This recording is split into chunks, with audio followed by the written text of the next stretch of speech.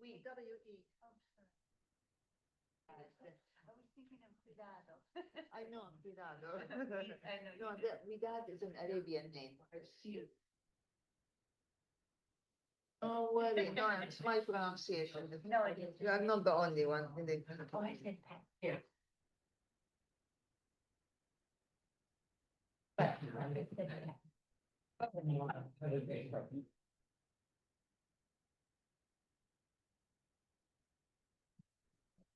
1 million, 2 million, 3 million.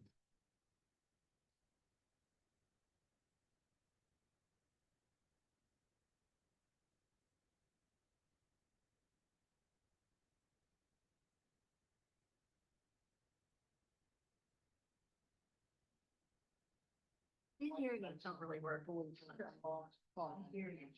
thanks. That's good.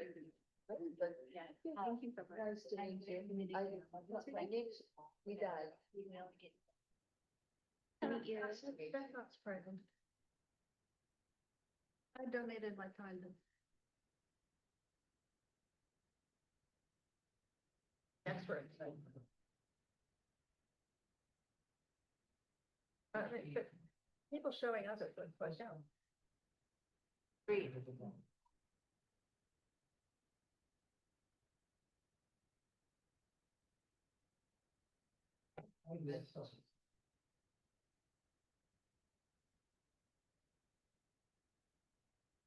But if somebody likes desert.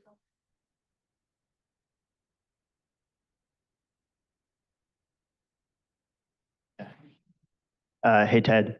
As we get to the presentation piece of it all, can you just give me a thumbs up if you can see the PowerPoint presentation online? When we get to that, sure. when we get to that agenda? For sure. Thank you. I will. Thank you.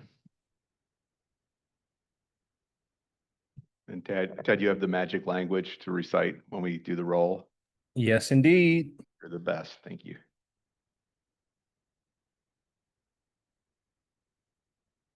Well, it's wonderful to see everybody here tonight. This is fantastic. We're just going to give one more board member a moment or two to get here, and then we'll get underway. So, but welcome everybody.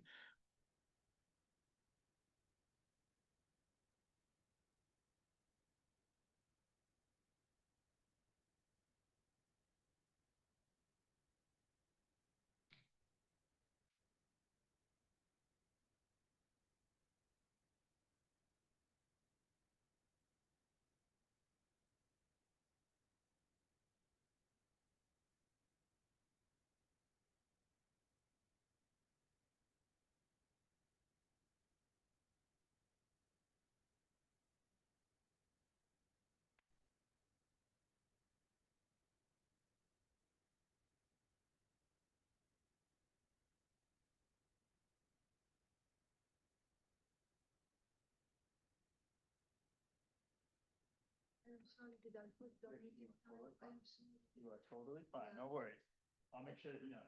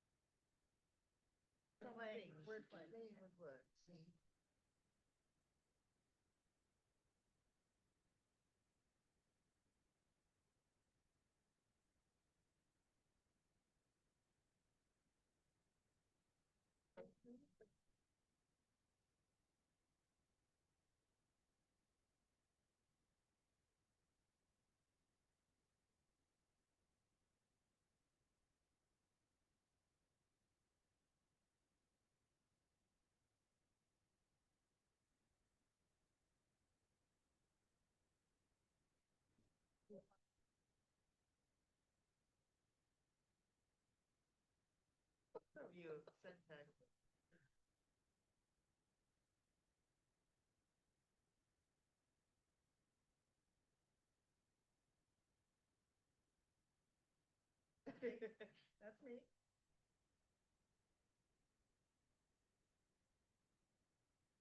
Again. Bureaucratic snafu.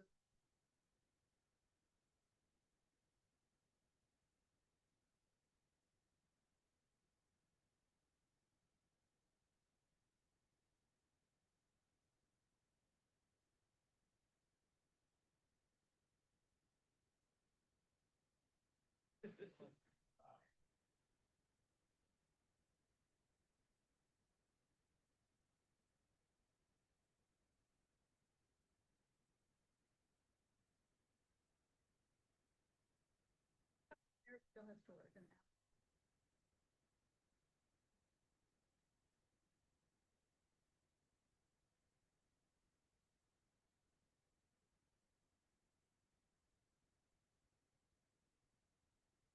It really depends, honestly, on when you. For money. Where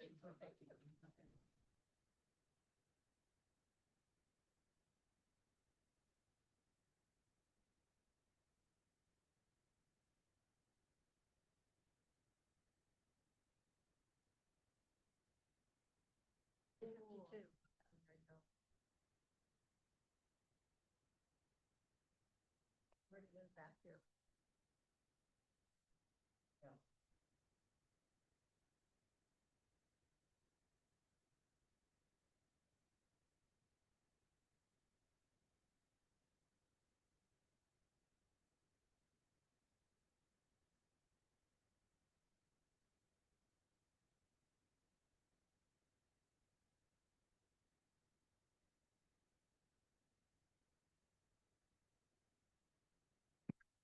Okay, good evening, everyone. We're going to get started. We have, our speaker still has yet to show up and one board member who is on her way, but we're going to get started anyway.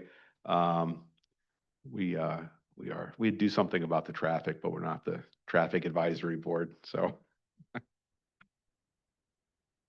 Okay, let's take the roll. Ike is unable to make it today. Yeah?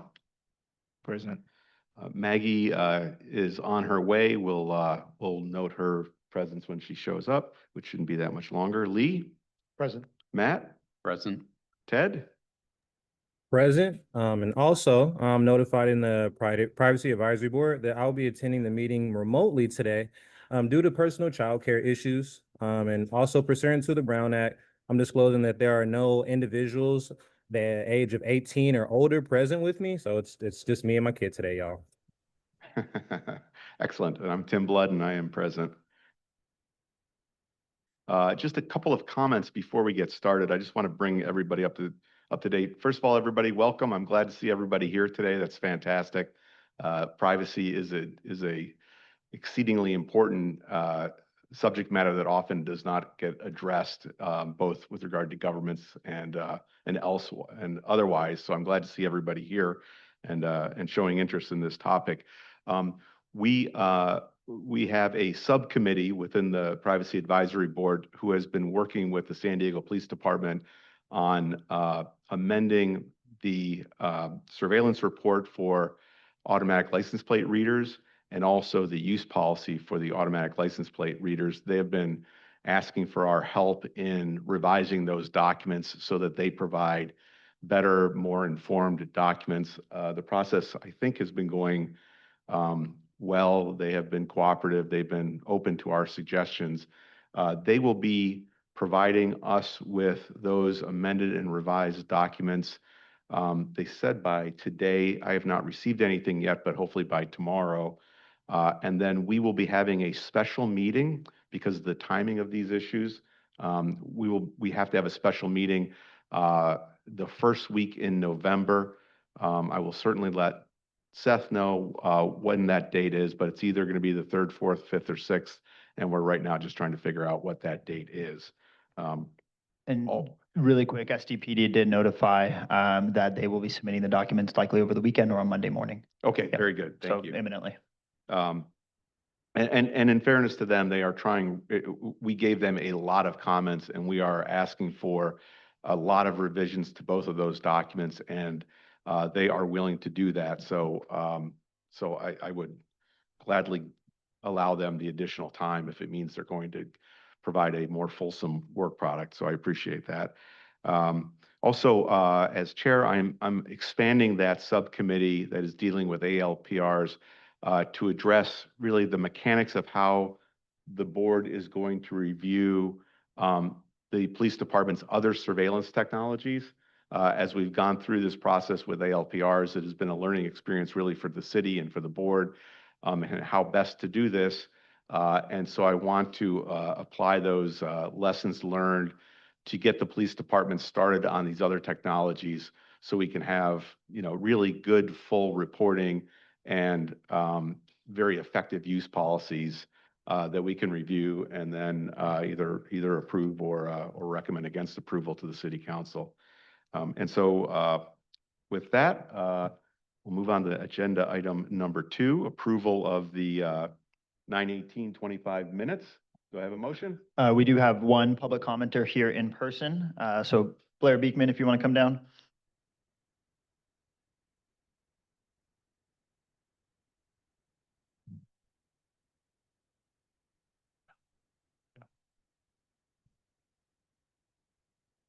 Ready?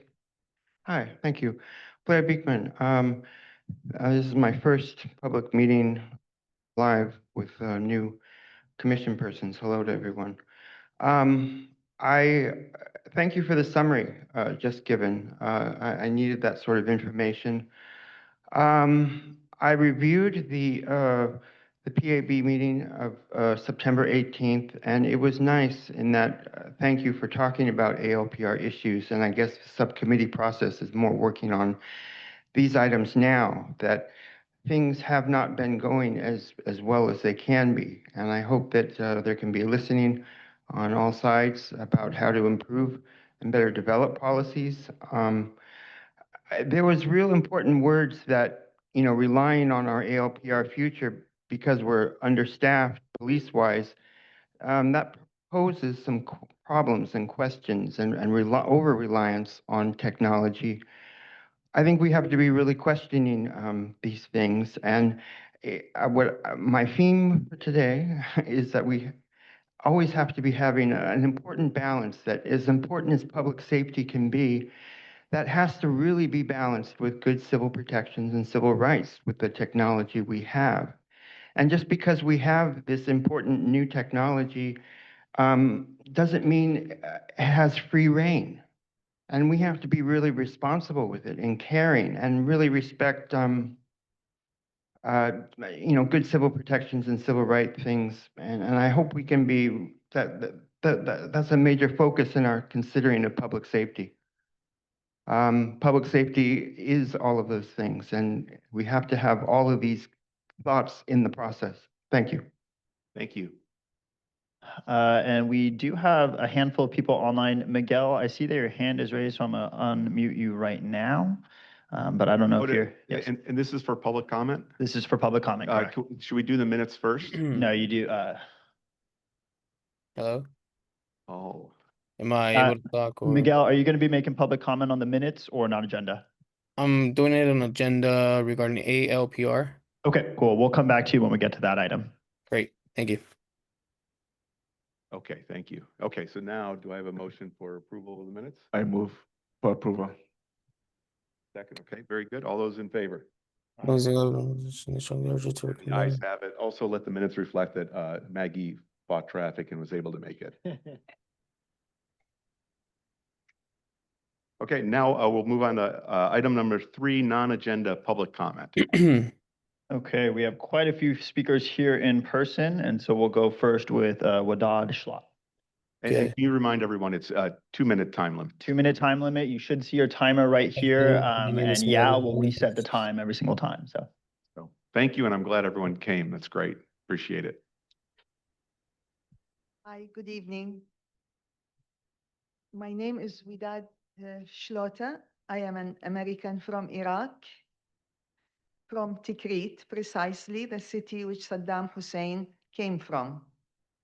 During Saddam's state of terror, Iraqis lived in vigilance and fear daily. Saddam Hussein's rule relied on extensive surveillance used both internally and externally to maintain control. His state relied on a vast network of information to monitor the population, political groups, internally and externally. Saddam's regime used a culture of fear, betrayal, and brutal repression through his surveillance system.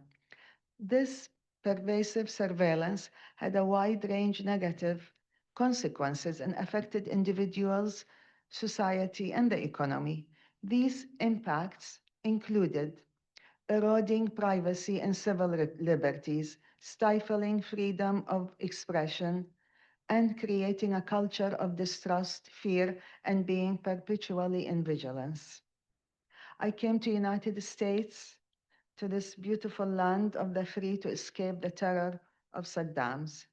Remember, it can happen to any one of you too, because surveillance has the potential for blackmail, discrimination, and misuse of data as technology, mass surveillance by governments, corporations. It threatens civil liberties and can be particularly harmful to vulnerable population.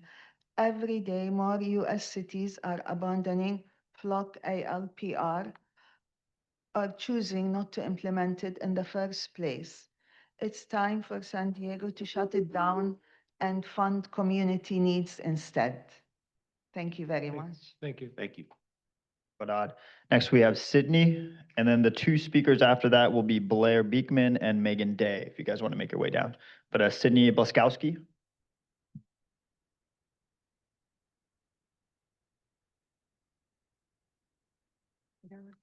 Yeah, whichever one you're most comfortable at, maybe the taller one.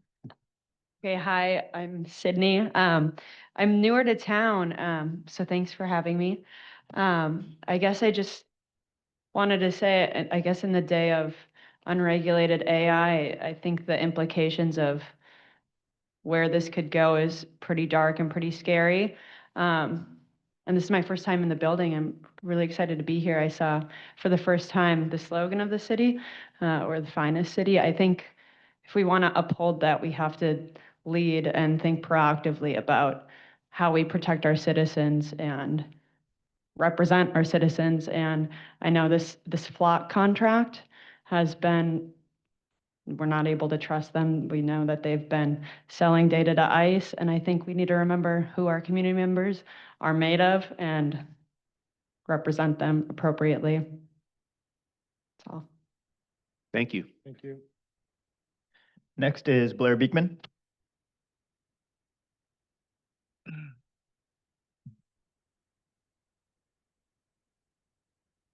Hi, Blair Beekman. Thanks for your patience with myself on the previous item. I took a little long. Sorry about that. Yeah, I wanted to comment. I speak often at city council and committee public meetings, and often about the current status of ALPR use. The council made really interesting, important decisions in June of this year, maybe early July, that they need to review the ALPR process and the FLOC process. And I really felt they had a real sense that they have to work on these issues at this time, and it felt good. I know city government staff working on park issues and the future of technology placement in the parks were becoming concerned, and they wanted to take a break and review how their data collection, where it goes, and that whole process. I think city council picked up on that, and they started doing these block issues. So we were off on a really good start in June, and we seem to hit a bit of a snag at this time. And I don't want to discredit where law enforcement and public safety comes from, but it really has to be acknowledged, I feel, in the simple fact that we can still have the same, we can reduce some ALPRs and still have basically the same amount of public safety in local neighborhoods. And that's just a simple fact of the process that we have to be clear with each other about, and that we have to learn that we can give up, the additional surveillance that ALPRs have. And that we have to acknowledge that fact. They use ALPRs for a lot more than just license plate reader stuff. We have to be open with that concept. So there's a lot here that I think we can let go and still practice good public safety. Let's hope we can work on that. Thank you. Thank you. Thank you, Blair. Next, we have Megan Day. Hello, my name's Megan Day. I'm an immigration attorney and member of the Democratic Socialists of America and the Trust Coalition here in San Diego.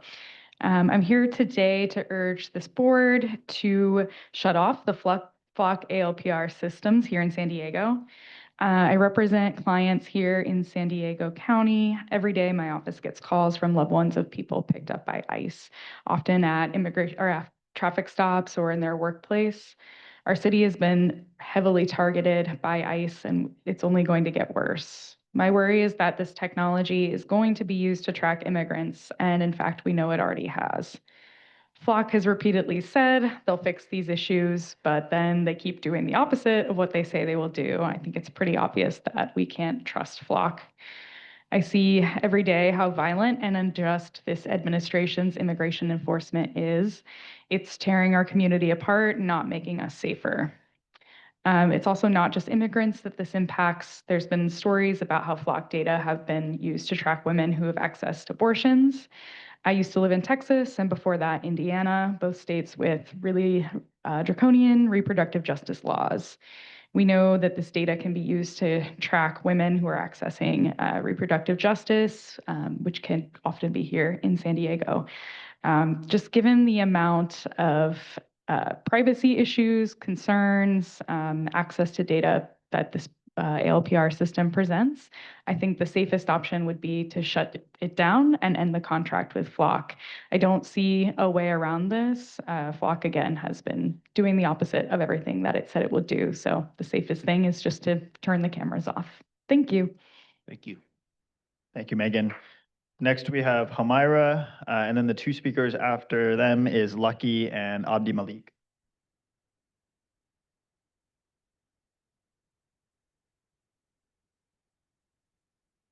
Good evening, Privacy Advisory members. My name is Hamaira Yusufi. I am with PANA, the Partnership for the Advancement of New Americans. My organization represents immigrants and refugees who are here from around the world. And many of them are not here tonight to speak to you because there is an immense sense of fear in my community.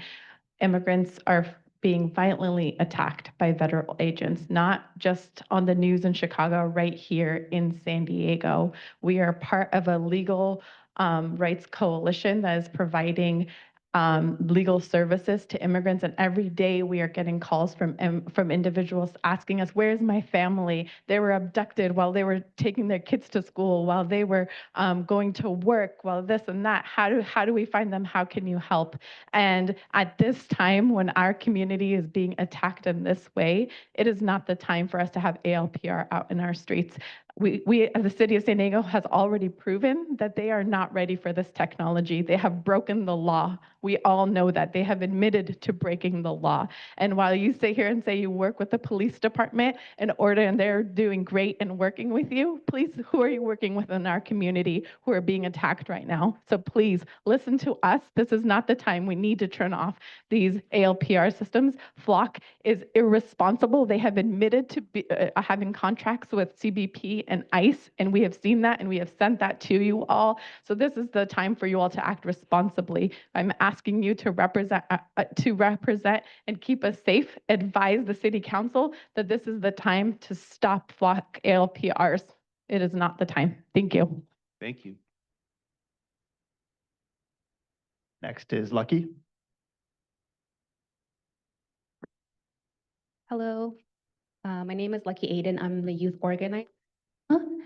I'm here to urge you to recommend the city to shut down ALPR system and cancel the whole contract. It's very concerning that San Diego Police Department has continuously tried to violate the trust ordinance, oversight ordinance, and as well California law. We've seen time and time again how government uses surveillance to track people down, and this is no different. Our families and our neighbors are already living in fear. Fear of leaving their homes, fear of being kidnapped, and these surveillance technologies are not making it any easier for them, and they have a fear of being targeted. Many of our community members came here seeking safety. Sadly, some of them have lost their lives coming here during that journey, and they did not come here to be surveilled from one country to another. They came here seeking real safety, not surveillance. So I urge you to recommend that the city stops using the Flock ALPR surveillance and protect the very communities that you all represent. Thank you. Thank you. Thank you. And next we have Abdi Malik, and then after them is Ahmed Noor.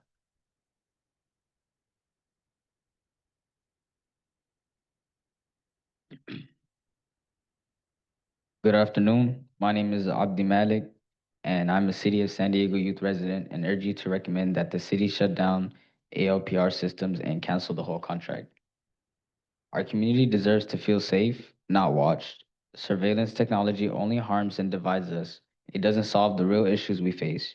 Right now, more than ever, we need to invest in protecting and supporting our people, not monitoring them. We're calling on you to end the use of surveillance tech and choose community care instead. I urge the Privacy Advisory Board to recommend that the city stops using Flock ALPR surveillance technology. Thank you. Thank you. Thank you. And next we have Ahmed Noor.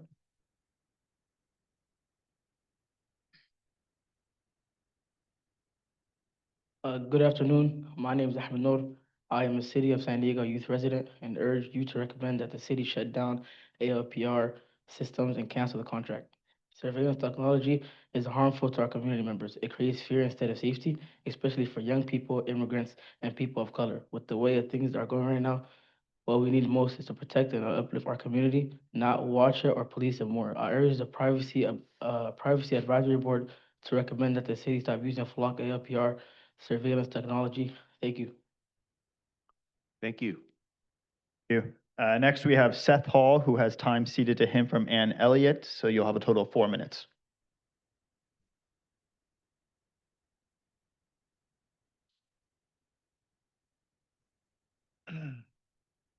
Chair, with your permission, this person needs to leave in about 5 minutes. No, if it's okay. Absolutely, sure, no problem. Yes, and I think I had your speaker slip as well. What was your? Mine. Miley Bala. Yep, go ahead. I'm so sorry for the. Totally fine. Thank you all. I am Maitli Bala, a resident of San Diego. I teach political violence at San Diego State University. And as part of my final exam, I asked my 58 students to look at the map of ALPRs and figure out how many they pass and what they're doing in their daily activities as they pass them, and reflect on this trade-off between security and safety. So I wanted to highlight, there was a range. Students passed anywhere from 5 ALPRs in a given week to 40. And just highlighting a couple of things that people said. Once someone takes a step back and realizes how much information someone can obtain from just a single camera, let alone the 40 I pass through weekly, it gives that person a chilling effect. You're not safe, not in a way that you feel crime will be committed upon you, but in a way that you feel you're being watched, that you can no longer be yourself. Another person noted the rising political tensions and said, my presence can be targeted because of my demographic. With surveillance systems like this in place, I don't have the decision to avoid them. And ultimately, they are all over and impossible to avoid. This does not feel like a safety precaution, but more like I'm being watched without my consent. And finally, someone said that determining what is a good use of technology is a slippery slope and can quickly lead down a dark rabbit hole. We have seen time and again where the government weaponizes technology against their own citizens as a form of political violence. This is the fear that I have, and I lean on the side that it's a privacy intrusion. So these are just a sampling of 3, but by and large, my students were overwhelmingly concerned, and this is our future of democratic citizenship in San Diego. So thank you. Thank you. Thank you. Seth?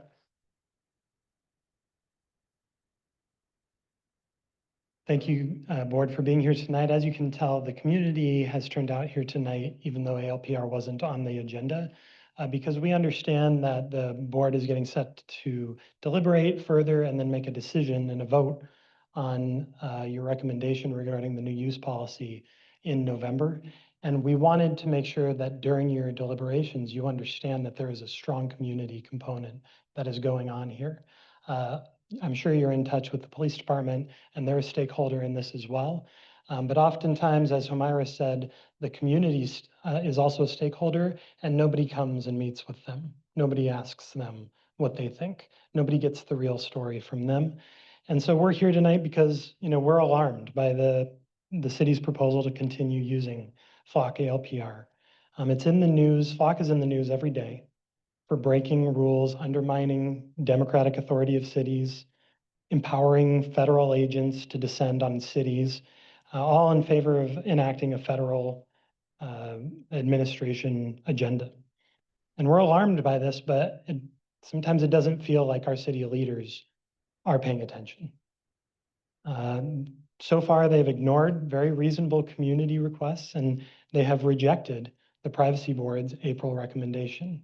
You guys made a recommendation, you sent it to them, and you said, this is what we need from you in order to approve this policy. That was April, and they are back, and they put that policy on the agenda last month. What changed? What did they accept from your previous recommendations? Nothing. They're throwing that policy back in the face of the board and the community. That is unacceptable. And that's extremely alarming. And it's changed the tone of what the community wants to say when their voice finally gets a chance to be heard. This board has the power to recommend that these use policies be accepted or accepted with changes, which is what you've recommended in the past. Or you can choose to object to the policy and recommend the use policy not be accepted, which means the technology would need to halt. The community of San Diego, these communities that are here and people who can't be here need this board to take up that vote in November. And we need someone on this board to make the motion that this board vote to object to that policy. We've already tried the middle way, and they sent the same policy back to you with no changes. This is unacceptable behavior. No audit that receives findings at the end of it on a conditional basis that the auditors sign off on it. No, those auditors don't then sign off on the audit when the auditee says, nah, I'm not going to do any of those changes. No, that means you fail the audit. We're not signing. We're not going for it. There has to be a line. And not responding to your professional recommendations needs to be the line. With a use policy that has already failed the board review and a vendor like Flock who has proven to be dishonest, I have to ask who on this board can possibly imagine putting their professional name to underwriting the Flock technology that is being proposed. I had a little bit of time. I have 30 seconds. I wanted to make a note that the U.S. Senator Ron Wyden today sent a letter to the CEO of Flock. You can only read a little bit of it, so you'll have to look it up for yourself. At the urging of concerned constituents, we've conducted further oversight. And I must now recommend that communities that have installed Flock cameras reevaluate that decision. I believe abuses of your product are not only likely, but inevitable, and that Flock is unable and uninterested in preventing them. That is United States Senator Ron Wyden writing to the CEO of Flock. Thank you. Thank you. Thank you, Seth. Next, we have Tanner Marino, and then the two speakers after them are Lori and Beth. So Tanner. Good evening, board. Thanks for having me and taking this matter and comments from the public. My name is Tanner Marino, and I am a resident of North Park. My core concern is simple. Mass surveillance should never be imposed on the public without implicit, informed consent. The technology has been deployed and expanded without the full democratic engagement of the San Diego public community. This imposition undermines the fundamental trust between the residents and the city government. When we allow surveillance tools to be put in first place and ask questions later, We signaled that our constitutional right to privacy is negotiable, and it is not. A surveillance network capable of tracking the movement of every single vehicle in San Diego creates an unprecedented risk of unprofessional use and scope creep. History shows that once such systems are in place, it inevitably moves beyond its stated purpose of solving severe crime. And the misuse is not theoretical, as you know. The San Diego Police Department is currently facing a lawsuit alleging they violated the city's own trust ordinance by deploying ALPR technology at events like the Pride Parades and Comic-Con without public oversight and the council's approval. This demonstrates a clear pattern of sidestepping democratic accountability. It creates a chilling effect on civil liberties and therefore our democracy. Who guarantees that this system will not be used to monitor political protests, track those seeking medical care, or target specific community groups? The potential for this technology to be abused unprofessionally, whether accidentally or deliberately, is too high a price to pay for what at best are marginal, unproven public safety gains. I asked this board to prioritize the constitutional rights and privacy of San Diegans. Other municipalities such as Hays County, Texas, have recently voted to terminate their contracts with Flock, and I urge this board to also suggest the city council do the same. Thank you. Thank you. Thank you, Tanner. Next, we have Lori. Good evening. Thank you for having me. My name is Lori Johnson, and I'm a resident of downtown San Diego and also a proud member and volunteer with the ACLU. I'm here to ask you to recommend the city shut down the use of these ALPRs and cancel the contract with Flock, just like everybody else. The money being spent on mass surveillance would be far better invested in meeting real community needs, but that's a whole nother speech.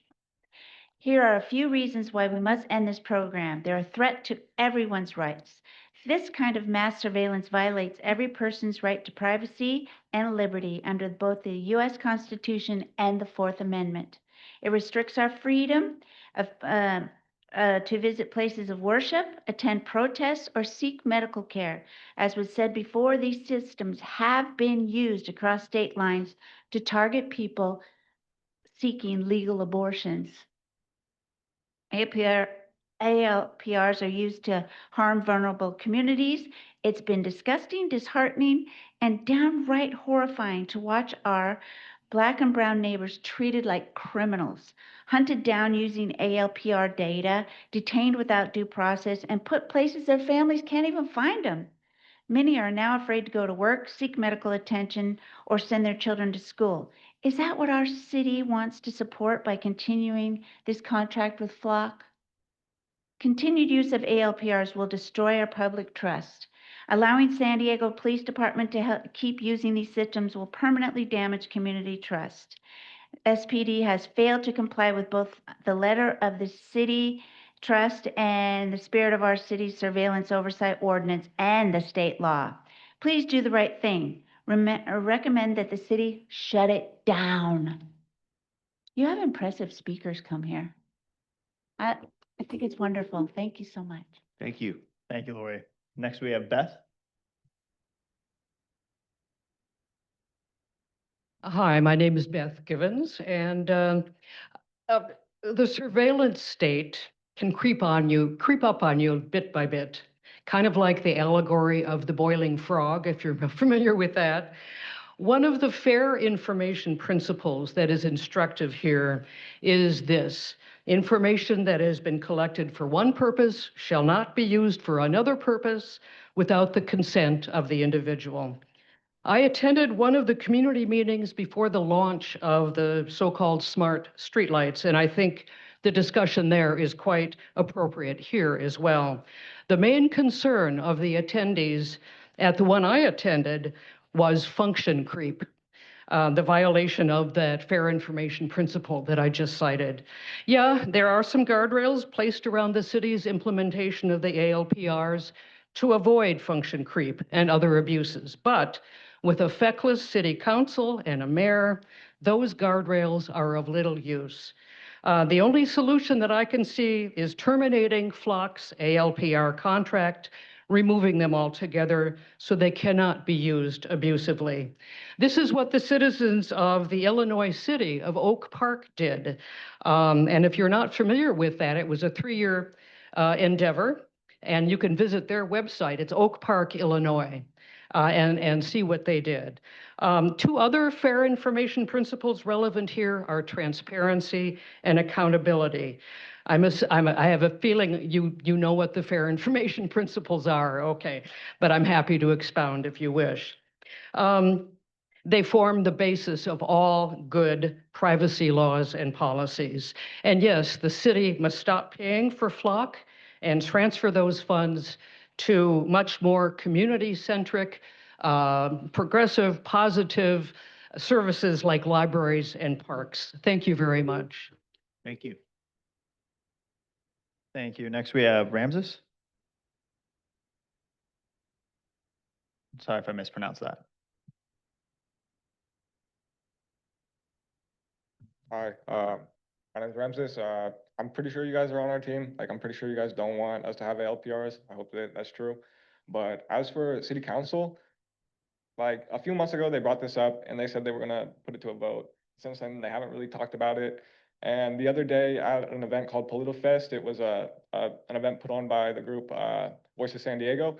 The mayor and Shani Rivera were both there, and they both made the decision to say that they were going to double down on hiring at SDPD. And the mayor even said that he plans to implement AI in doing the first drafts of police reports. So the council and the mayor have doubled down and said that they're pursuing this technology, and I don't think they have any interest in canceling it. So I did some research as to like who are the people that are funding FLoC. FLoC is a publicly traded company, and one of the major investors is a private equity firm called Andreessen Horowitz, and this is a group that's investing heavily into the IDF. They've done trips to Israel and spoken to the military in Israel, and historically for decades, Israel has been using cameras, automated weapons, AI to target Palestinians, hunt them using like automatic rifles, crazy stuff. And now we're seeing the ceasefire end or start right now. Who knows if it'll continue, but what we need to be looking at is that was a test case. This is what happens when AI and ALPRs and everything are set to the maximum threshold of what is possible. And I think that there are people in the government, people in private equity that are investing in this technology to bring to the States. Like, we know this is how it works. It worked in Afghanistan, it worked in Iraq. This is how military technology works. So I need you guys to stand up and call out city council because they know about this and they're denying it. All right, thank you. Thank you. Thank you. Next, we have Nancy, and then the 2 speakers after them are Patricia and Paul. Nancy?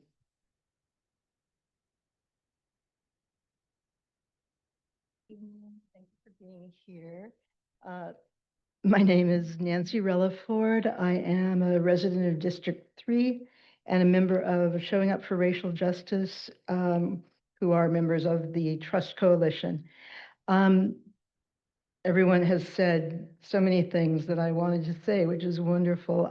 Fixing the technology or reforming use policies are beside the point right now in this moment, and maybe for a long time. We have ample evidence that police in San Diego and all over the country and FLoC are actively fighting against laws and ordinances and anything that might protect our privacy or improve transparency and accountability.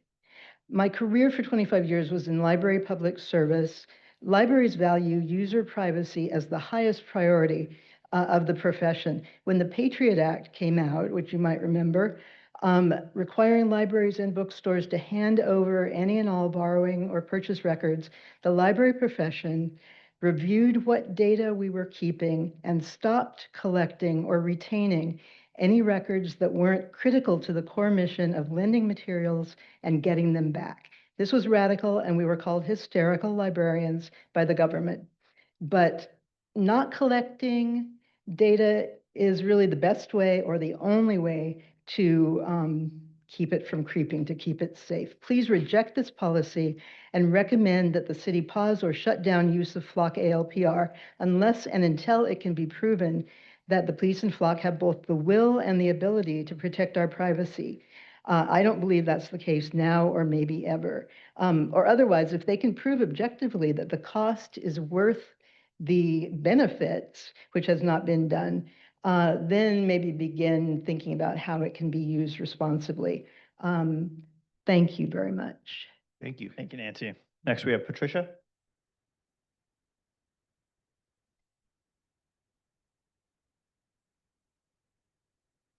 Good evening, board members. Patricia Mondragon, Regional Policy Manager for Alliance San Diego. Alliance San Diego is a member of the Trust SD Coalition. Trust in local law enforcement and government is breaking down because of the rise in aggressive federal actions. We see this every day. Actions targeting people for exercising their basic rights, to protest, to speak freely, to seek reproductive or gender affirming health care, and even just for being perceived as an immigrant. We've seen what happens when institutions hold massive amounts of personal data. It gets breached, shared, or misused, often, and most of the time, without consent. This erosion of privacy has real consequences. People are now afraid to share their information, afraid to move freely, and even afraid to seek help from their own government. In August, it's already been mentioned, Illinois conducted an audit after police in Texas illegally accessed Illinois LPR data to track down a woman seeking reproductive care. As a result of that audit, the Illinois Secretary of State said, quote unquote, "We discovered that Flock did not have proper safeguards in place for data sharing. This was compounded by the fact that the company leadership was unaware of a pilot program with the U.S. Customs and Border Patrol Protection Agency. This put them in direct violation of Illinois law," quote unquote. While Flock has put that pilot program on hold, there is no guarantee that hold will last and that permanent safeguards have been put into place. As a result of this illegal breach of trust and privacy, cities in Illinois have ended their contracts with Flock. It's also time for San Diego to have the courage to say no and to take a stand and protect San Diegans' right to live without being watched, tracked, or targeted. Ending Flock ALPR contract is not just a policy decision, it's a statement that our city values privacy, dignity, and the trust of the people we serve. It also will save the city approximately $2 million at a time those funds are desperately needed for community needs. Thank you very much. Thank you. And next, we have Paul. And then after Paul, we have Zoe and Rhea.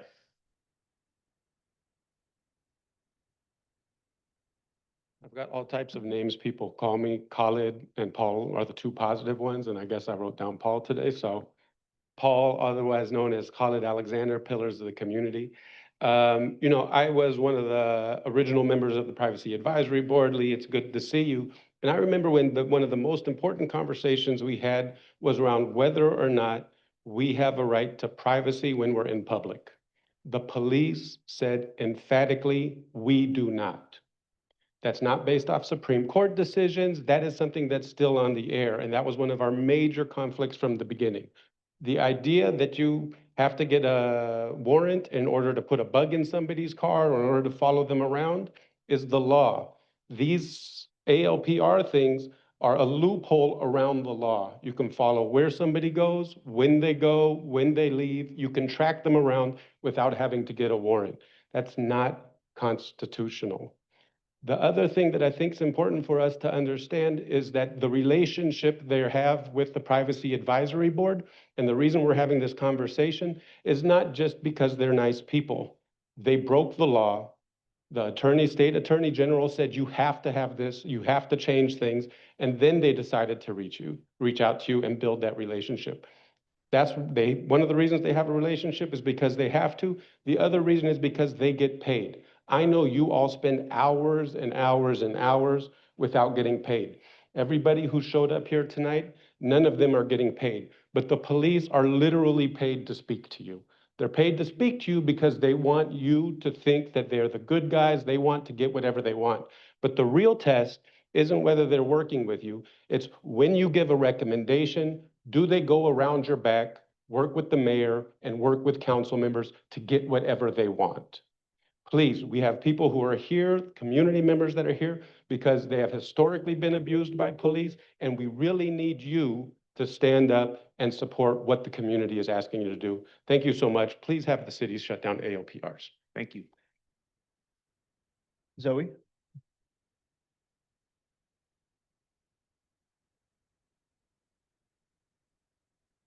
Good evening. My name is Zoe Wilson. I'm a student at UCSD, and I'm also a member of the Student Civil Liberties Union at UCSD. I'm also a member of the Young People's Alliance at UCSD. I'm here to support the end of the ALPR contract and turning off the cameras in San Diego. Automatic license plate recognition cameras that track locations are a serious privacy problem. They record everywhere you drive, how often you go there, and create a detailed profile of your life. This data can be sold or misused without your consent, turning your daily routine into surveillance. This is primarily used by law enforcement, who can purchase your data without a warrant. People deserve to travel and live without being tracked. It makes me very frustrated personally. There's a lot of potential for abuse with access to this data, especially in discrimination and raising insurance and things of that nature. In addition to those concrete reasons, privacy is a basic human right.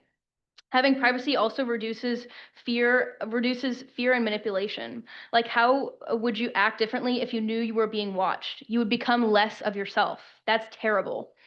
I also speak on behalf of a friend who couldn't be here today. He says, quote, "Data brokers piss me off so much." Without privacy, people lose freedom and safety. For those reasons, we need to turn off ALPRs and end the contract. Thank you. Thank you. Thank, thank you, Zoe. Next, we have Rhea.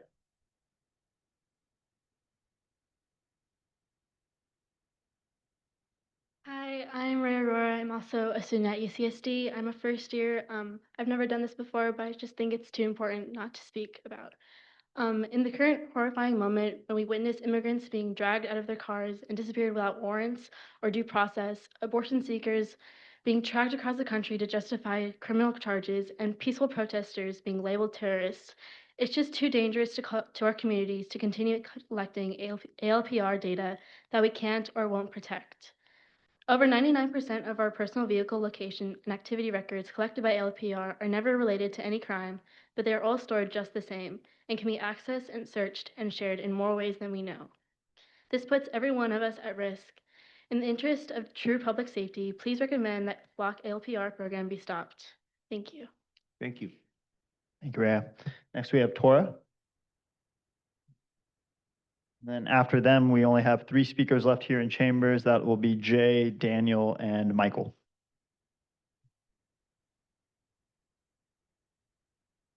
Hi, my name is Thora Muller. I am a student at UC San Diego as well, and I'm also a member of the Student Civil Liberties Union.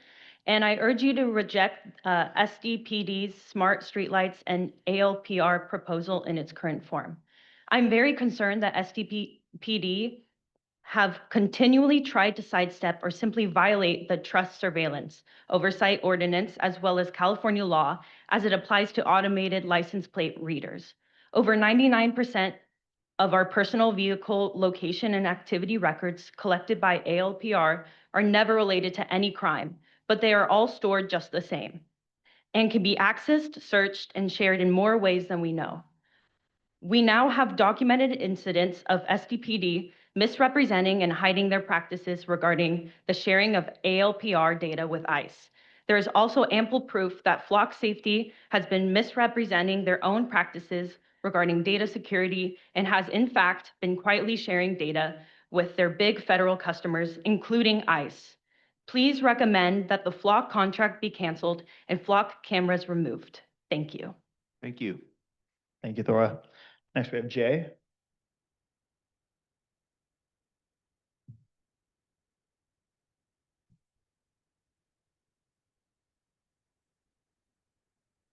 Hi there, I'm Jay. I'm in District 3.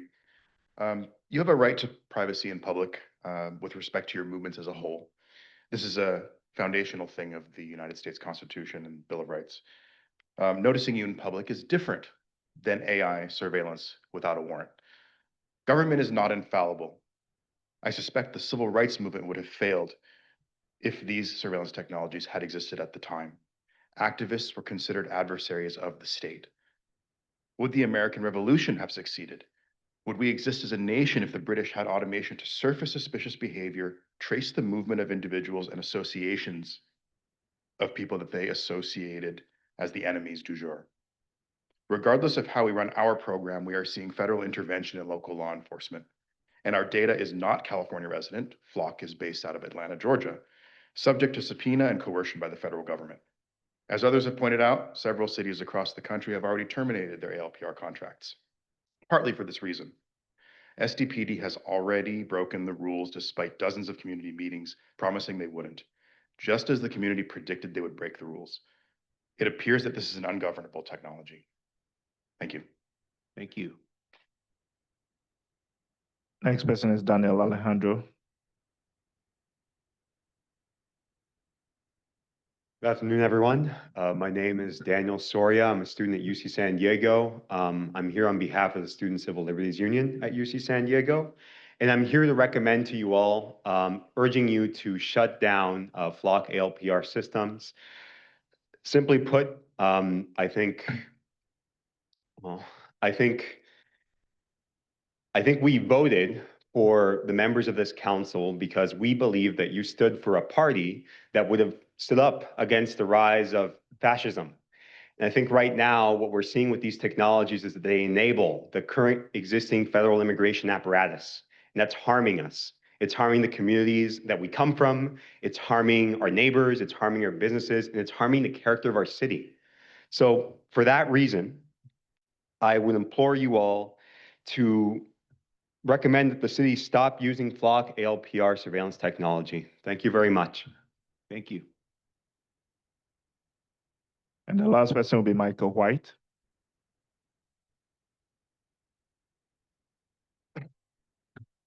Good evening, everyone. First off, thank you for your time.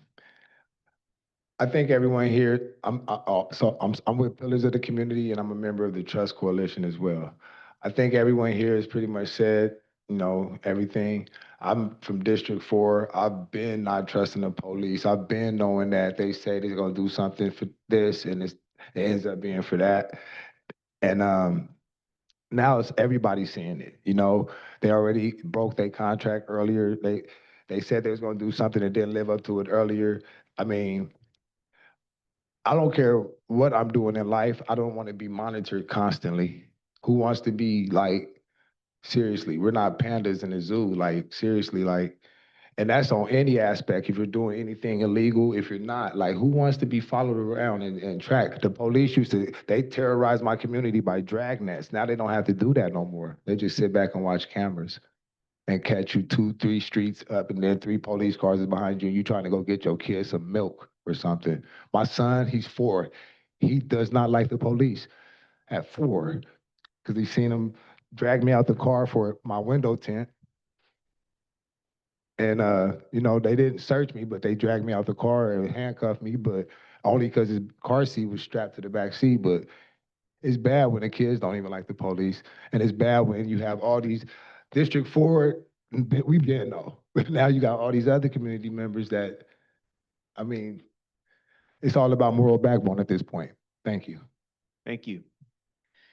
Thank you. And that does conclude all the public commenters here in person. Moving to those online. I'm going to share my screen really quick to pull up the timer. All right. Okay. All right, so we do have 4 folks with their hands raised. Miguel, I'm going to ask you to unmute first. Okay. I will start your time now. Good afternoon, members of the Privacy Board Committee. My name is Miguel Avila Morales, and I'm a graduate student at UC San Diego. I strongly urge you to recommend terminating and removing Flock Automated License Plate Reader Technologies, ALPR camera surveillance technologies, place all San Diego residents to unnecessary and dangerous monitoring. It is important to recognize that SDPD willingly shares this information with federal agencies, enabling them to target and terrorize immigrant families in our community. Rather than promoting public safety, this technology instills fear throughout our neighborhoods. ALPR technologies are used to discriminately target brown and black communities to enforce and humane immigration policy goals. ALPR technologies do not prevent crime. It enables civil rights violations and wrongful detentions. These systems offer no benefit to community members and serve not to enforce justice, but to perpetuate injustice. For those reasons, I urge you to recommend ending the use of Flock ALPR technology in San Diego. Thank you. Thank you, Miguel. Next, we will go to Nancy. All right, sorry about Pass you on mute. Perfect, and you are Hi, good to can you go. hear me? Awesome. My name is Nancy. I live in District 9, and I'm part of SURGE, Showing Up for Racial Justice, and San Diego's for Families for Justice.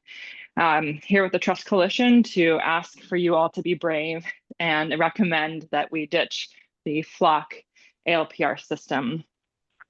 I recall at the PAB meeting back in July when one of the police captains presented, I felt really discouraged and upset about the captain taking no responsibility for their department breaking the law. I think it's important to note that SDPD, this isn't just like a mishap. Oops, we messed up. We broke the law.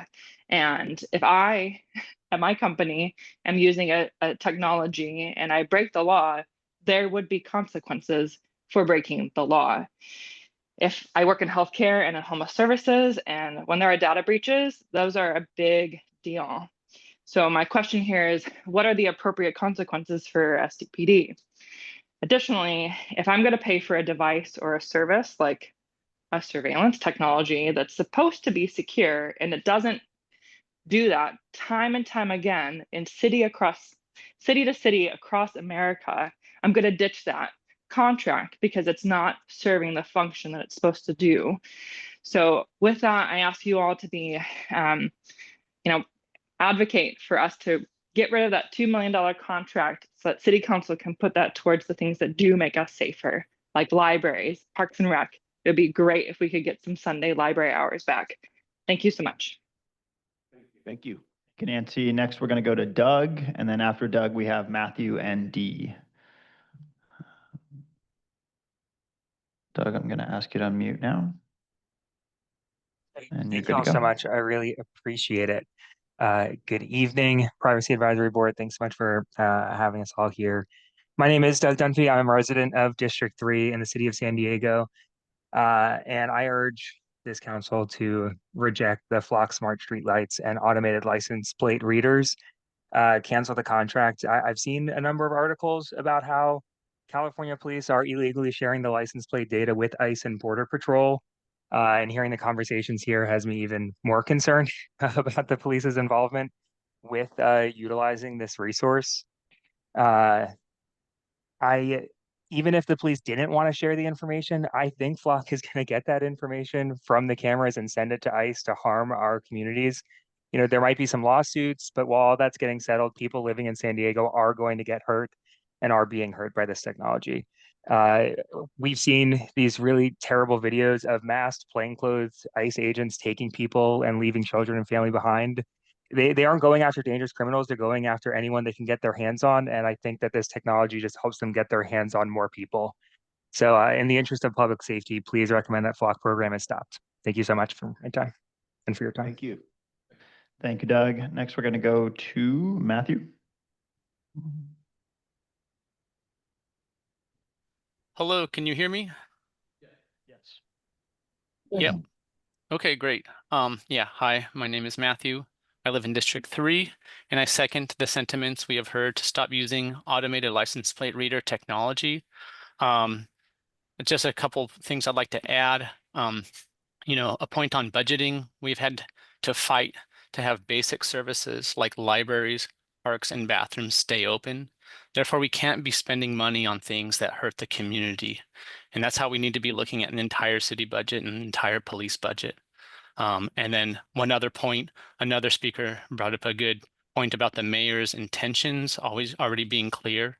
And so I ask if the Privacy Advisory Board can follow up with us and tell us what happens if or when the city council and or the mayor disobey your recommendation. Thank you all today on the board and everyone who showed up today. Thank you. Thank you. Thank you, Matthew. And then our last speaker is going to be D.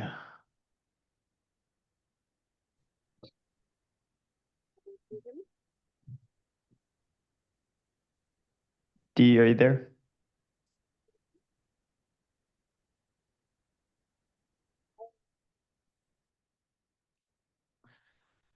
All right, D Kivley. Give you just a few more moments.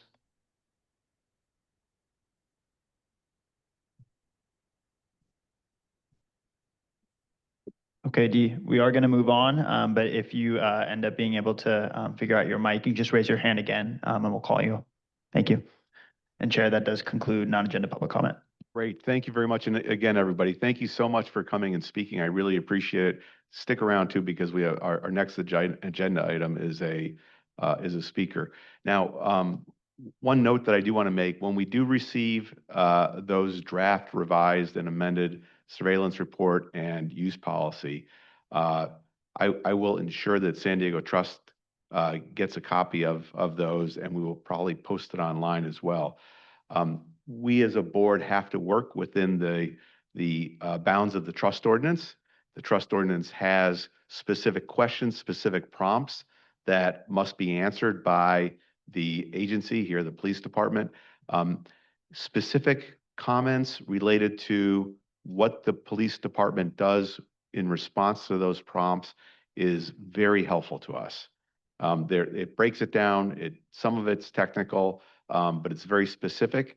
And any thoughts that you all have that can be provided to us as soon as possible through the San Diego Trust Coalition would be greatly appreciated. So thank you, everybody. Your comments are invaluable, and I'm really happy that you all showed up tonight to share those with us.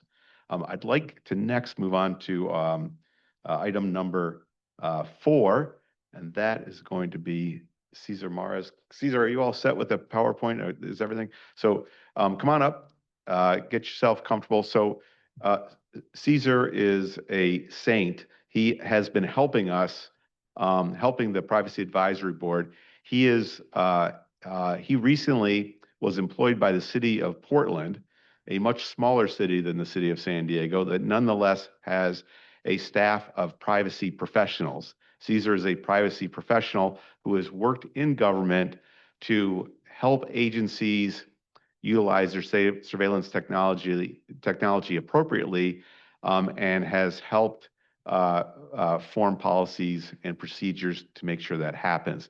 He has been volunteering his time to help the Privacy Advisory Board work through this process with the city of San Diego.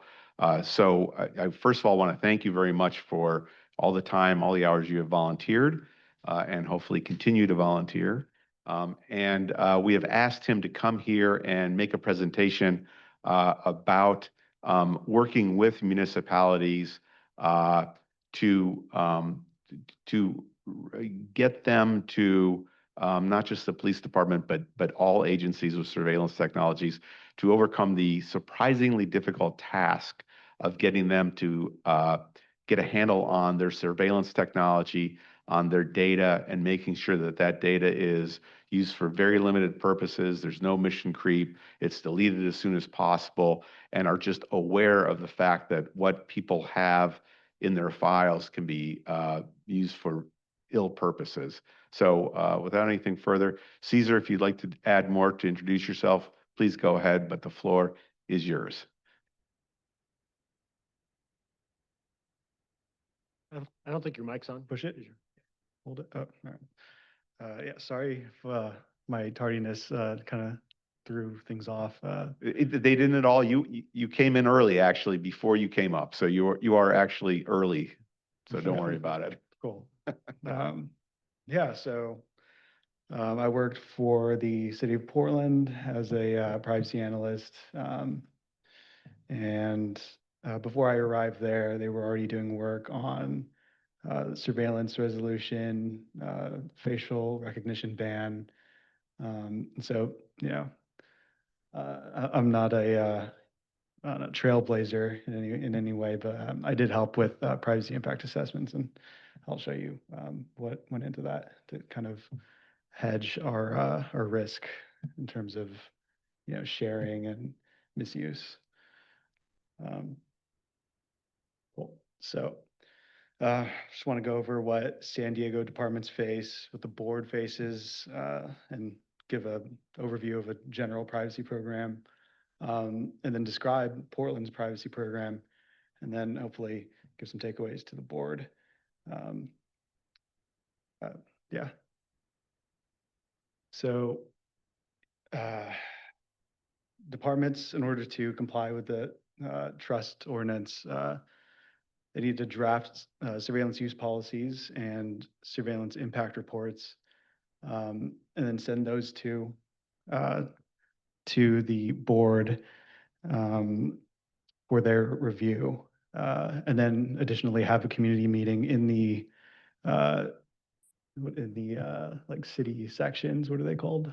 The zones, districts? Yeah, in the districts where they think they're going to be using the surveillance technology if it's like mobile, like extended. And after that, they have to get city council approval and then have cybersecurity risk meetings, and then have continual compliance with the ordinance by drafting annual surveillance impact reports. And the board, they need to review those surveillance impact reports, surveillance use policy, annual surveillance reports, stay connected with the departments while they're drafting them, field any inquiries, and I guess importantly, like review and decide on surveillance technology procurement. I think that's the primary function. That's why, we're here to kind of give a thoughtful moment to whether or not we should have these surveillance technologies. And then they have to, I think this is under your peer review to, update and revise the surveillance technology inventory. Is that right? And then also importantly, stay abreast of other local, state, and national government privacy and surveillance news and emerging technologies. I think, other cities, like kind of what I'm doing now, right? Working in Portland and hopefully transferring what knowledge I have to San Diego. It applies to learning from Seattle or Illinois, just being aware of how surveillance technologies are being used and be better. So the idea of a privacy program, it's much more than these 2 bullet points, but I hope that these 2 can give just a base understanding of, what constitutes a privacy program. So they're made up of people, processes, and tools like privacy leaders, privacy analysts, privacy lawyers, privacy champions, along with processes such as privacy impact assessments, surveillance use policies, surveillance impact reports, and then ways to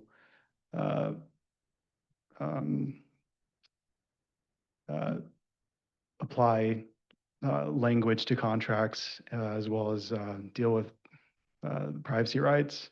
This is more of a consumer view, those privacy rights, and then privacy inquiries. So in building this privacy program, it's usually with respect to privacy laws and privacy appetite.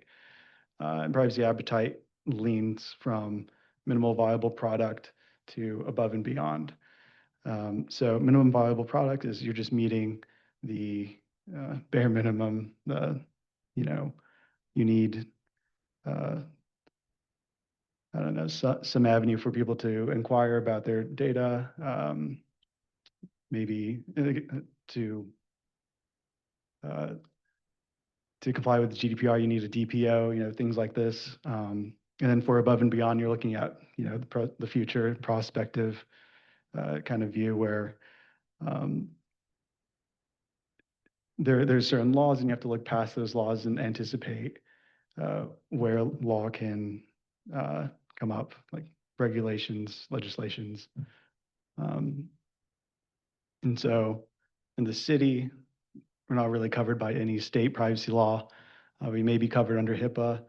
And importantly, like local public record privacy laws, request laws and contractual obligations, but this isn't enough.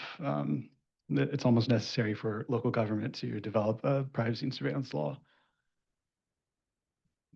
So the program is made up of privacy, like a core privacy team. And I'm going to go over the privacy resolutions in Portland, describe their community presence, describe the privacy impact assessments, and then shortly describe the surveillance technology inventory. So the three main resolutions are the one that calls for privacy threshold assessment and a privacy impact assessment on all surveillance technology before procuring. It also calls for surveillance technology inventory. And the resolution calls for privacy principles. I think later on I'll highlight the importance of these privacy principles. And also the facial recognition ban, who in the news recently, Ring cameras have enabled a facial recognition aspect of their product. And fortunately, Portland community members don't have to worry about that because it's been banned. And then I guess in the future, they were also talking about AI laws, AI privacy laws. But all this work stems from the community presence, the listening to the community and seeing what they want. So like in 2018, started work on the privacy PDX priorities framework.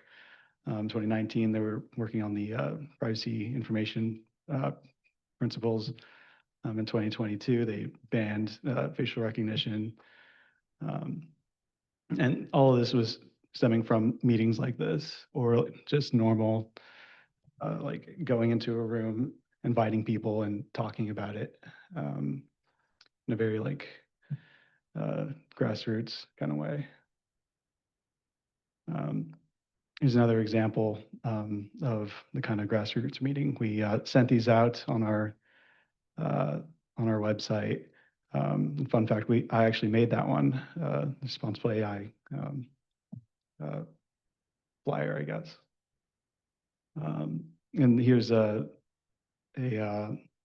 screenshot of the surveillance technology inventory. You can see that it's like layered, so like for easy search and just review. This first one is technology, second one is application, and third one are like individual devices. I think on the right side, you can see that you go surveillance ID, surveillance name, purpose of the technology, status, whether it's active, inactive, and then vendor ID, vendor name, is it geolocated, and where is it, and so on. So the structure of the privacy impact assessment, you know, there's a process of fact discovery. So you have to figure out like what the tech is, what are its capabilities, what data does it use, what is its particular use, where is it located, what's the problem that it's trying to solve, as well as the contract and its language. So depending on how far along you are in the process of deploying that surveillance technology, you either have a prospective view or a retrospective view. So in the prospective view, you're still trying to figure out these important facts while seeing what the risks are for each one. So it's an iterative process of proposing facts, identifying risks, and then mitigating those risks by changing the facts or keeping those facts and then proposing actual controls that you'll keep. So downside, it's labor intensive. It requires some privacy expertise, and also requires a connection throughout the process to mitigate emerging risks. So the surveillance impact report and surveillance use policy follows this view. And in the retrospective view, say that the department already decided that we're going to use this tech, collects this data for this use, and they believe it actually solves this problem. Then you are only looking for mitigations. and maybe slight changes for the facts. If there is like a major risk that they've overlooked. Downside, there may be more risks due to the lack of ability to mitigate. And I think this is reflective of, or at least the annual surveillance report is reflective of this retrospective view. So some takeaways for San Diego, what city departments know and what they don't know. They know technology procurement, they know vendor management, they know public records requests, and they also know data governance, so data retention schedules, data classification. But what they don't know is cybersecurity, privacy, and law. And I mean, if you learn the FIPS and the privacy by design, that goes a long way with mitigating basic risks. And so in the next slide, I'll show why. They also don't know e-discovery, legal analysis, privacy torts, and civil liberties, civil rights at an expert level.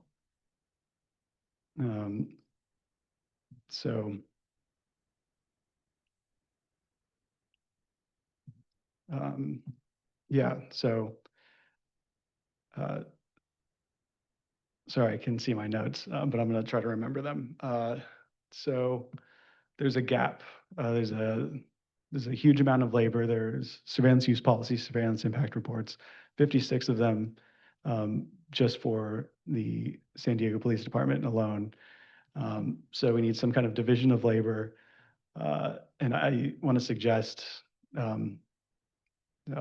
creating a second document for these city departments to review basic privacy principles and privacy by design. So if we're able to allow them to learn that,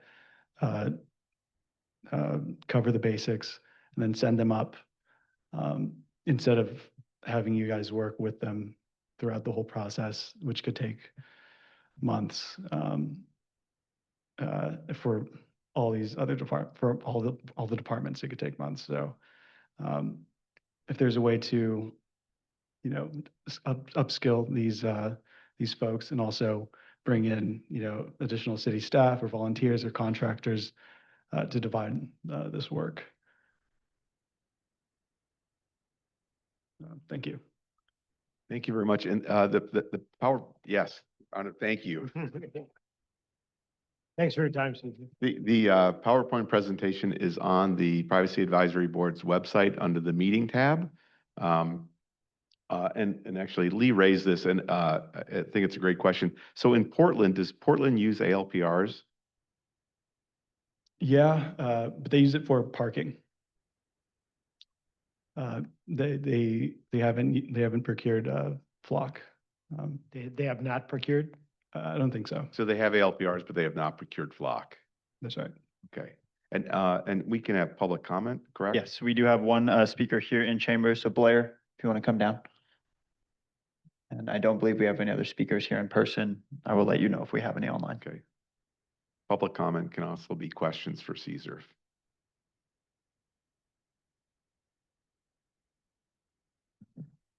Hi, thank you. Blair Beekman. Really great presentation. Thank you. It's been a slow learning process for me understanding that ALPR use is being abused seriously. San Diego has really talked that they're going to use, they initially said ALPR use was going to be used for license plate reader surveillance. It simply sounds like it's being used for a lot more than that, and why there's serious questions going on in San Diego right now. We don't know how to keep a simple focus on what ALPR should be about, and I think you've tried to describe that with really great examples of what Portland tries to work towards and overall goals. Very nicely explained what is lacking here by San Diego city government staff, how they can and cannot better talk about technology issues. I really needed to know that. Because it's been very frustrating and aggravating that they only have a certain way to talk to the public about these things. And they don't know how to be honest about, what technology will be doing. They have a serious bad problem there. And how can they just simply state what the future of smart kiosks do in a community? What are its surveillance practices? I mean, they can't make that conversation open in public.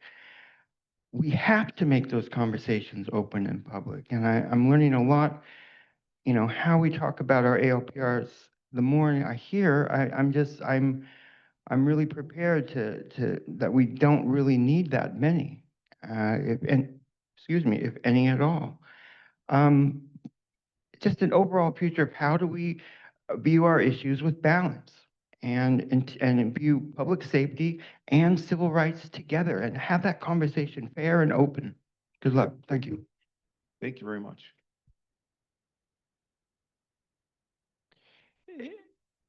Yeah. So why don't we open up I believe there's no more public comment. So why don't we open it up to board comments and questions? Yeah. Caesar, thanks again for your time. It was great. One thing that came out very clear from the community is if you're not ready to implement the technology, you don't have the controls in place, et cetera, the vast majority were saying, let's not adopt the technology yet. In Portland, obviously, they've got the same issue. They're more in the the eyes of ICE, et cetera. What has Portland done to try to improve on the implementation? Does it wait until controls are in place, or is it implemented and then fixed issues? How do you go about this iterative process?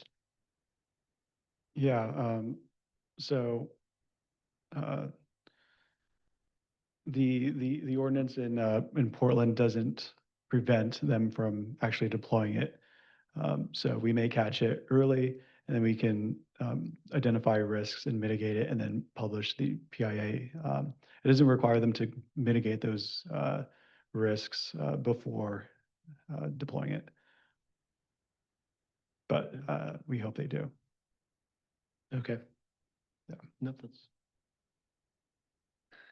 In that same vein, I mean, one of the things that is of concern with any use of technology is the actual technology stack itself and how it can be exploited. And the tools that we have at our disposal to look at those technologies are frankly inadequate. SOC 2 Type 2 audit reports are invariably clean audit opinion, minor exceptions, but they don't really tell you how that application can be exploited. Would be curious to understand what the lessons learned were in Portland to understand the cybersecurity risk of different technologies deployed. Yeah, so there is two separate assessments, the cybersecurity assessment and the privacy assessment.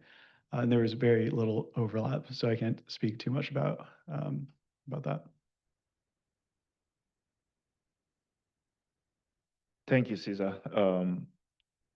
Under the general privacy program, you did mention minimum viable product to above and beyond. What would the minimum viable product look like in regards to respect for privacy and the concerns of the community in regards to making sure that there's not an unnecessary surveillance, by the police, right? For them to be fearful of these gadgets or equipment or technology. Yeah, I don't support minimum viable products. That's just, are you taking the boxes just so we can deploy this in a private sector setting and also in public sector setting? So I think we have to kind of meet in the middle where we meet people's expectations of privacy, and then maybe a step more to ensure that we are actually meeting these expectations. Okay, I have a follow-up. Thank you for that. And then you did mention that because of this gap, it's almost necessary for local government to develop privacy/surveillance law. Do you see this as something that Portland has already initiated by having a separate privacy law in regards to these concerns or these technologies? It's a hard question. I'm not sure, but I think this is a good step.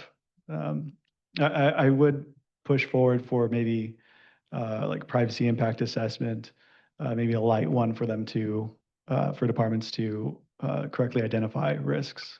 Because if we're passing, or if we're giving approval to a surveillance use policy or surveillance impact report that doesn't cover all the possible, you know, risks, then I think we're doing a disservice to the community. All right, thank you. Anything else? Oh, good. Go ahead.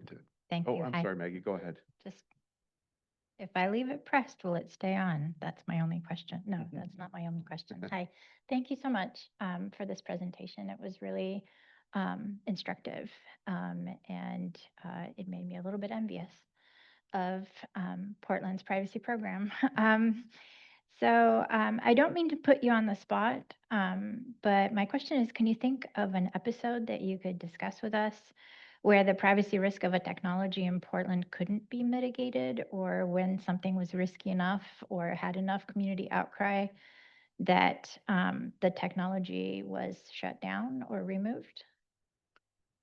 I think internally, before I got there, they were considering ShotSpotter. And I think the reason they didn't procure it was because of the like percentages of false positives.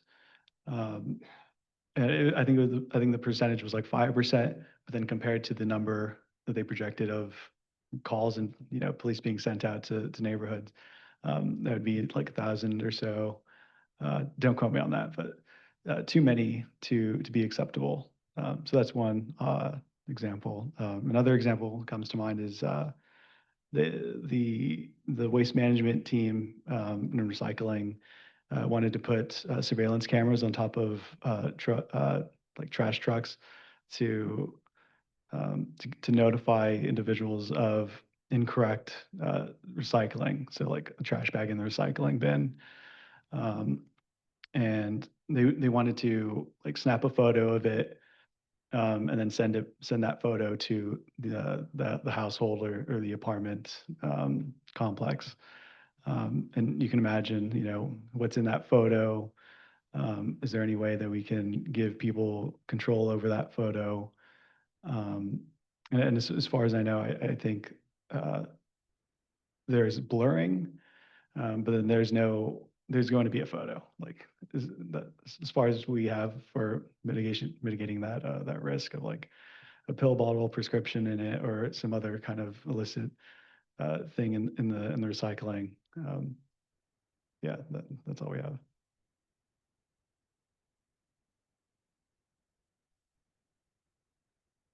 Oh, right, Ted. Thank you. Can you hear me? Okay. I just had a quick question. Thank you for that presentation, Caesar. And sorry if I missed it, but I know you said they don't use Flock in Portland. So who or what are they using?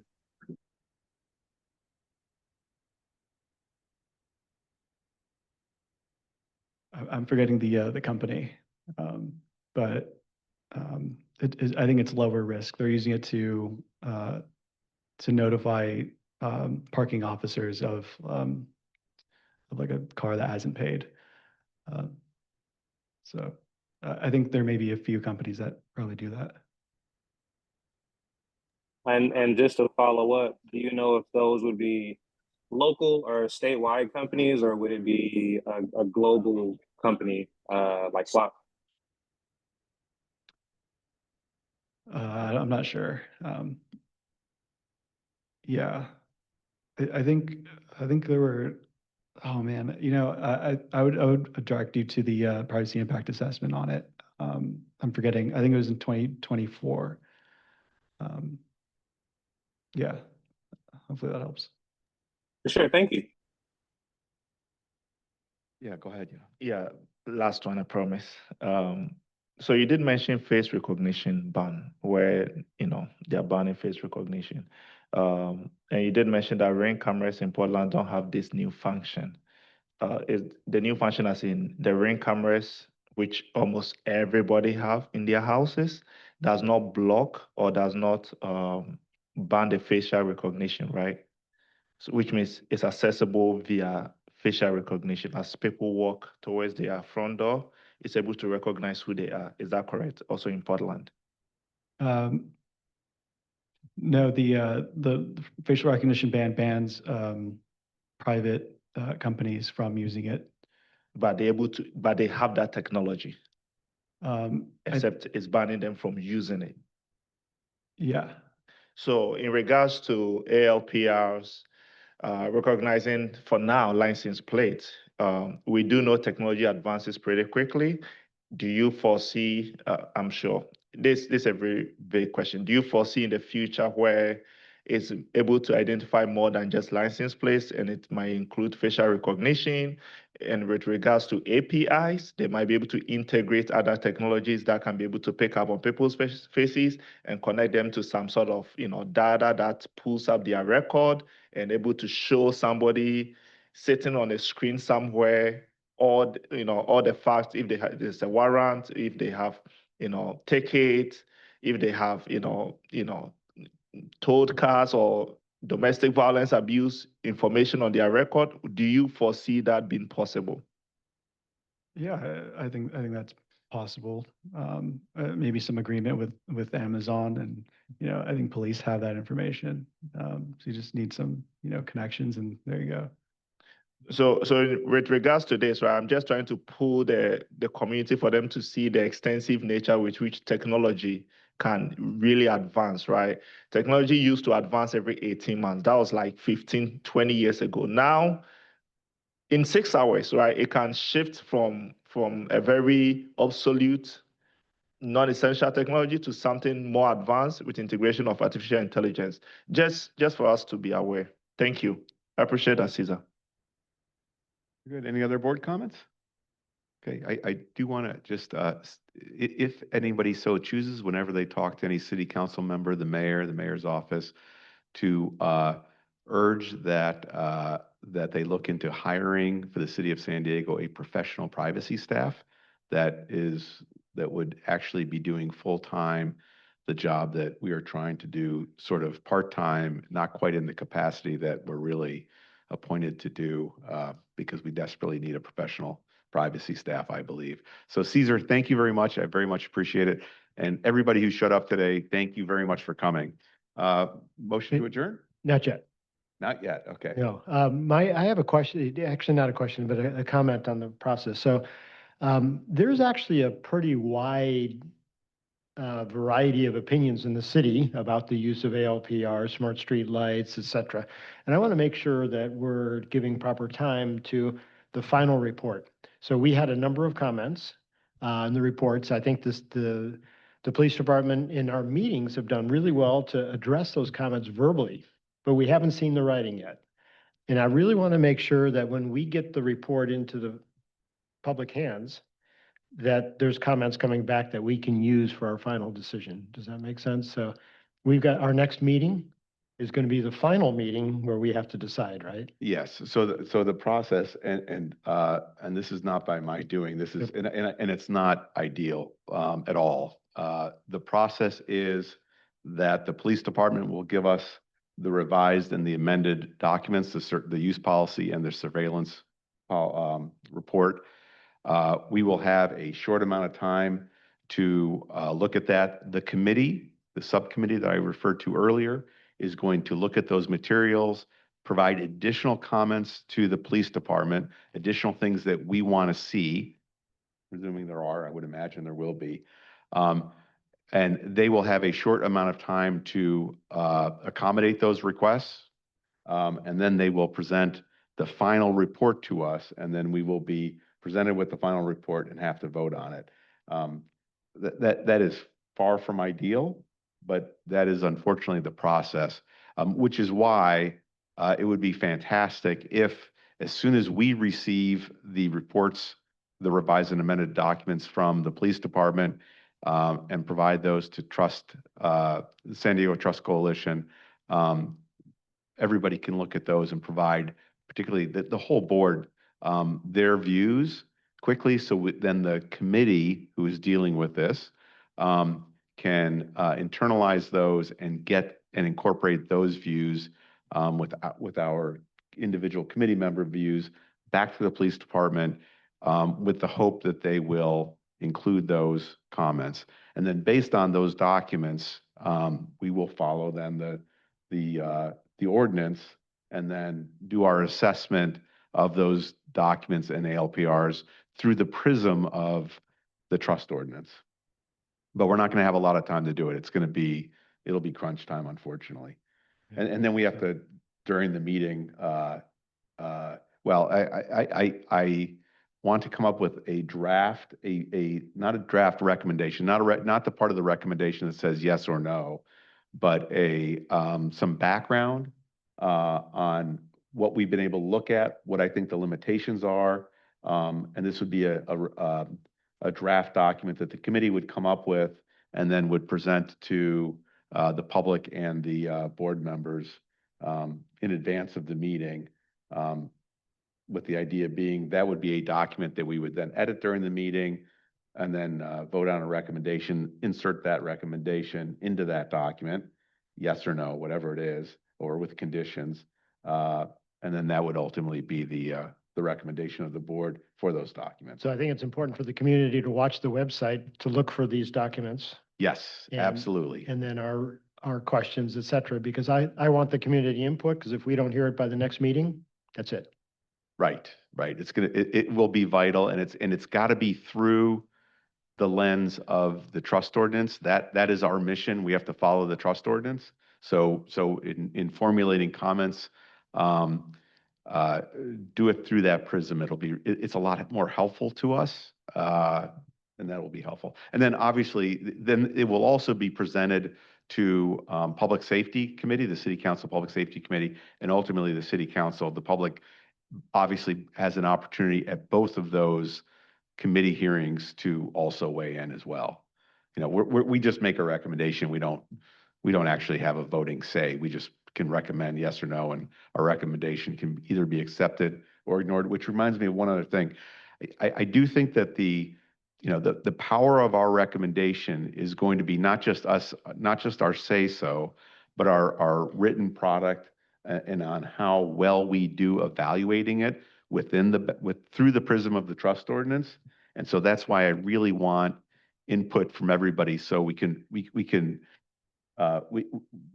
make a recommendation that is likely to be followed. That is my goal. I have a question. Can you tell us a little bit about the timeline, or am I misunderstanding that we need to have these back and forth with the police department and get to a point where we can have that discussion to vote at the November meeting? So all of this is happening over the next. Yes, very short time. And so to put this in context, so this is so they want to, the police department, this board has already rejected, has recommended against using this technology and all the other technologies because of inadequacies. Goes back. They have then taken that, they have said, okay, we want to revise the use policy for a number of reasons, including our input. And we want to amend retroactively our surveillance report. And we have been working on with them, because they've had a whole bunch of questions and frankly didn't really know what to do or how to do it. They are amending their surveillance report, and with the hope of getting our approved. That's their hope, is that we approve their surveillance report and approve that technology. That will then go through the City Council. And that has to happen because of the deadlines, the timeline that we're working under in November. That will then go, that amended thing will go then to Public Safety, then it'll go to City Council.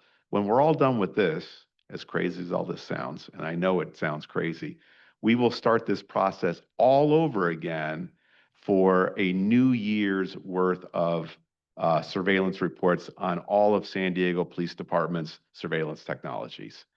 And then when we're all done with that, and this makes me kind of shudder with fear, we will then, the following year, take on all of the City of San Diego's surveillance technologies. And what's horrifying about that is as as tough as it has been for the police department to comply with this, with the ordinance, because of a lack of expertise in this particular area, they are leaps and bounds ahead of other agencies in the city of San Diego, who also have potentially dangerous surveillance technologies that need to be controlled.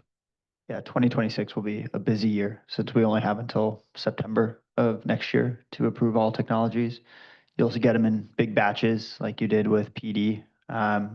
And we'll rely very heavily on Department of IT, who speaks, I think, more of Matt's language about what you want to see in these types of reports, and it can hopefully get us to a better product on the front end to make these discussions easier.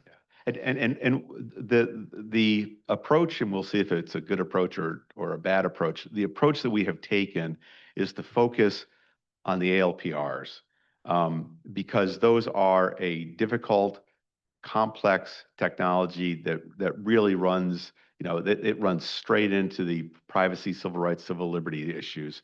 And so we wanted to tackle ALPRs specifically, and then we're hoping that the work that we do with ALPRs and the San Diego Police Department will create a model that the police department can follow with other technologies, so they have learned something on how to do this.